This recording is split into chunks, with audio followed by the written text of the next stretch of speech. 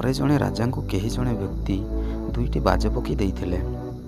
ଏ ଦୁଇଟି ପକ୍ଷୀ ବହୁତ ଶକ୍ତିଶାଳୀ ଏବଂ ସୁନ୍ଦର ଥିଲେ ଏବଂ ଏହି କାରଣରୁ ରାଜା ସେମାନଙ୍କୁ ବହୁତ ଭଲ ପାଉଥିଲେ। ବାଜପକ୍ଷୀ ଦୁହିଁଙ୍କୁ ପ୍ରଶିକ୍ଷଣ ଦେବାକୁ ରାଜା ଜଣେ ବିଦ୍ୱାନଙ୍କୁ ଡାକିଥିଲେ। ମାସ ମାସ ଧରି ପ୍ରଶିକ୍ଷଣ ଚାଲୁ ରହିଥିଲା। କିଛି ମାସ ପରେ ରାଜା ସେ ବାଜପକ୍ଷୀ ଦୁହିଁଙ୍କୁ ଦେଖିବାକୁ ଆସିଥିଲେ। ଟ୍ରେନର ଦୁଇ ବାଜପକ୍ଷୀଙ୍କୁ ଉଡ଼ାଇଥିଲେ।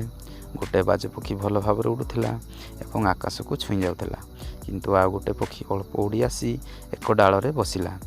ରାଜା ଏହା ଦେଖି ବହୁତ ଆଶ୍ଚର୍ଯ୍ୟ ଓ ଦୁଃଖିତ ହୋଇଥିଲେ। ରାଜା କହିଲେ, ଏହି ବାଜପକ୍ଷୀ କାହିଁକି ଉଡ଼ି ପାରୁନାହିଁ?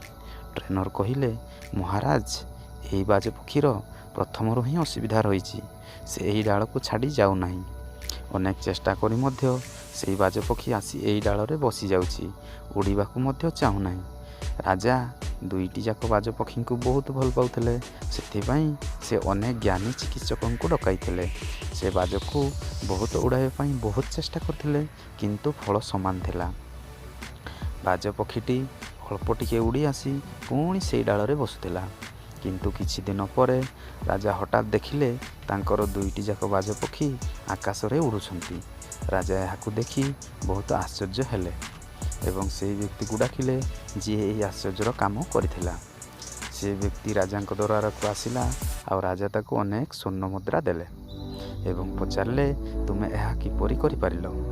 ସେ ବ୍ୟକ୍ତି ଜଣକ କହିଲେ, ମହାରାଜ, ମୁଁ ଜମା ଜ୍ଞାନୀ ନୁହେଁ। ମୁଁ ତ ଜଣେ ସାଧାରଣ ବ୍ୟକ୍ତି। ମୁଁ ତ ବାସ୍ ସେଇ ଡାଳକୁ କାଟି ଦେଇଥିଲି ଯେଉଁ ଡାଳରେ ଆସି ବାଜପକ୍ଷୀ ସବୁଦିନ ବସୁଥିଲା। ଯେବେ ସେ ଡାଳଟି ରହିଲା ନାହିଁ, ତେବେ ସେ ବାଧ୍ୟ ହୋଇ ଅନ୍ୟ ବାଜପକ୍ଷୀ ସହ ଆକାଶରେ ଉଡ଼ିଲା। ଏ କାହାଣୀ ଆମକୁ ଶିକ୍ଷା ଦିଏ ଯେ ଆମ ପାଖରେ ବହୁତ ପ୍ରତିଭା ରହିଛି, କିନ୍ତୁ ଆମେ ନିଜର କ୍ଷମତାକୁ ଭୁଲି ଯାଉଛନ୍ତି। ଆପଣ ନିଜର ଯୋଗ୍ୟତାକୁ ଚିହ୍ନନ୍ତୁ। ଆପଣ ଯାହା ଚାହିଁବେ ତାହା କରିପାରିବେ ଏବଂ ନିଶ୍ଚୟ କୃତକାର୍ଯ୍ୟ ହେବେ।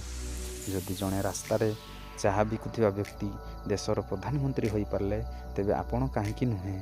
ଯଦି ଜଣେ ବାହାରୁ ମଇଳା ଗୋଟାଉଥିବା ପିଲା ଭାରତର ବେଷ୍ଟ କ୍ରିକେଟରଙ୍କ ଲିଷ୍ଟରେ ଆସିପାରିଲା, ତେବେ ଆପଣ କାହିଁକି ନୁହେଁ? ସବୁ କାର୍ଯ୍ୟ ସମ୍ଭବ। ଏହିପରି ମୋଟିଭେସନାଲ୍ ଭିଡ଼ିଓ ଦେଖିବା ପାଇଁ ଲାଗୁଡ଼ି ଏକ୍ସପ୍ରେସ୍ ଚ୍ୟାନେଲକୁ ସବସ୍କ୍ରାଇବ୍ କରନ୍ତୁ ଏବଂ ପାଖରେ ଥିବା ବେଲ୍ ଆଇକନ୍କୁ ଦବାଇ ଦିଅନ୍ତୁ।